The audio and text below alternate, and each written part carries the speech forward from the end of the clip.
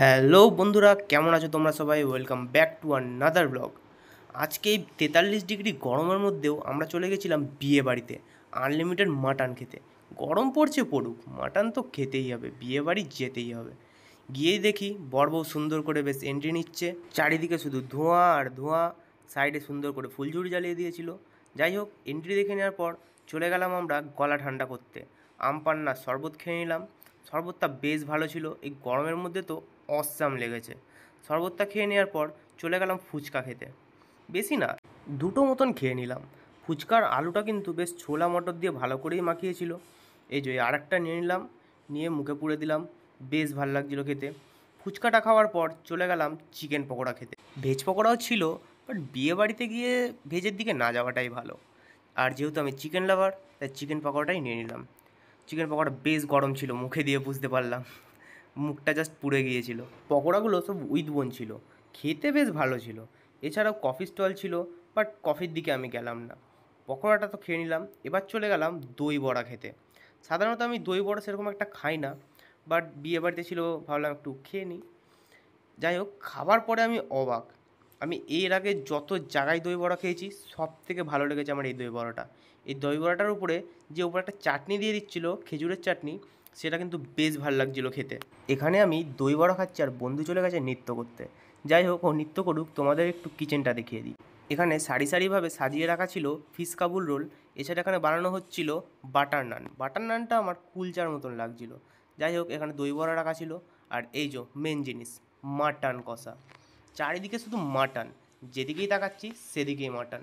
এই যে এখানে মাটন, এখানে মাটন, জাস্ট মাটন আর মাটন। যাই হোক, মাটন ছাড়া এখানে বাসন্তী পোলাও রেডি হচ্ছিল। বাসন্তী পোলাওটা কিন্তু বেশ ভালো ছিল, যথেষ্ট পরিমাণে ড্রাই ফ্রুটস ছিল।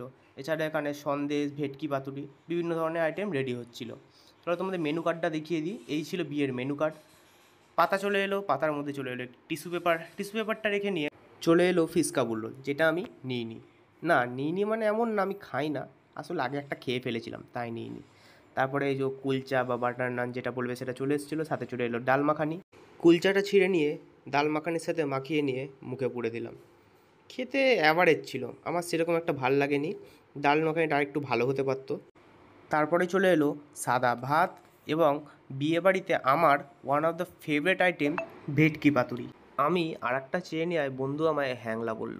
যাই হোক, ও যা ইচ্ছা বলুক, আমি আর একটা চেয়ে নিলাম। পাতুরিটা লাউ পাতায় কভার করা ছিল। যাই হোক, লাউ পাতাটা ছাড়িয়ে নিলাম।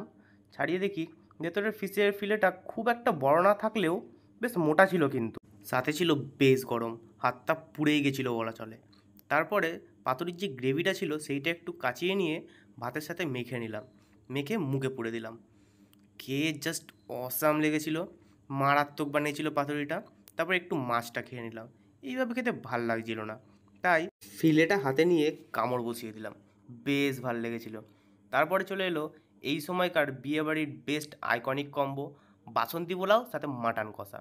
মাটনটা মারাত্মক পরিমাণে সফট ছিল, তোমরা দেখতেই পাচ্ছ, আমি হাত দিয়ে মাটনটা ভেঙে দেখালাম। অসম্ভব সফট ছিল মাটনটা। তারপরে আমার একটা ফেভারিট নাল্লি নিয়ে নিয়েছিলাম। নাল্লিটা সাইডে রেখে একটু মাটন, একটু গ্রেভি, একটু বাসন্তী পোলাও নিয়ে মুখে চালান করে দিলাম। খেয়ে স্বর্গ, সত্যি অসম্ভব সুন্দর খেতে ছিল মাটনটা, আর মারাত্মক পরিমাণে সফট ছিল। বাসন্তী পোলাওটাও কিন্তু বেশ ভালো ছিল, অনেক পরিমাণে ড্রাই ফ্রুটস ছিল, আর মিষ্টি মিষ্টি হালকা খেতে ছিল। মাটনের গ্রেভি দিয়ে খেতে অসাধারণ লাগছিল। বাসন্তী পোলাও শেষ করার পরে আর একবার মাটন নিয়ে নিলাম। মাটনটা দেখো একবার কী পরিমাণে সফট ছিল, পুরো পিঙ্কিশ মাটন, আর মারাত্মক সফট। এই 43 ডিগ্রি গরমে আমি এইভাবে মাটন খাচ্ছি, ভাবা যায়? যাই হোক, মাটনটা খেয়ে নেওয়ার পরে চলে এলো চাটনি। চাটনির পরে চলে এলো পাঁপড়। পাঁপড়ের পরে রসগোল্লা চলে এলো। সন্দেশও এসেছিলো, সেটা দেখাতে ভুলে গেছিলাম। সন্দেশটা ভালোই খেতে ছিল, ভাবলাম আরও এক পিস নিয়ে নিই, বাট পেটে আর জায়গা সেরকম ছিল না, তাই নিলাম না। এই সন্দেশটাই খেয়ে নেওয়ার পরে খেয়ে নিলাম রসগোল্লাটা। রসগোল্লাটা তো একবারেই মুখে পুরে দিয়েছিলাম। রসগোল্লাটার সাইজটা বেশ বড় ছিল, আর ছিল মারাত্মক সফট।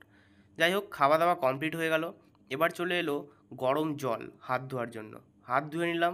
হাত ধুয়ে নেওয়ার পরে পেয়ে গেলাম একটা আইসক্রিম। একটা আমুলের ভ্যানিলা ফ্লেভার আইসক্রিম ছিল। আইসক্রিমটা ভালো খেতে ছিল। তারপরে বিয়েবাড়িতে এখন মোটামুটি সব জায়গাতেই দিচ্ছে ফায়ার পান বা স্মোক পানের স্টল। আমি এর আগে কোনো দিন ফায়ার পানটা খাইনি, তাই ভাবলাম ফায়ার পানটাই ট্রাই করে নিই। সুন্দর করে সাজিয়ে আগুন জ্বালিয়ে আমার মুখের চারিদিকে বরণ করার মতন করে ঘুরিয়ে মুখে পুরে দিল। ভিডিওটা ভালো লেগে থাকলে অবশ্যই চ্যানেলটাকে সাবস্ক্রাইব করে ভিডিওটাকে লাইক করে দিও।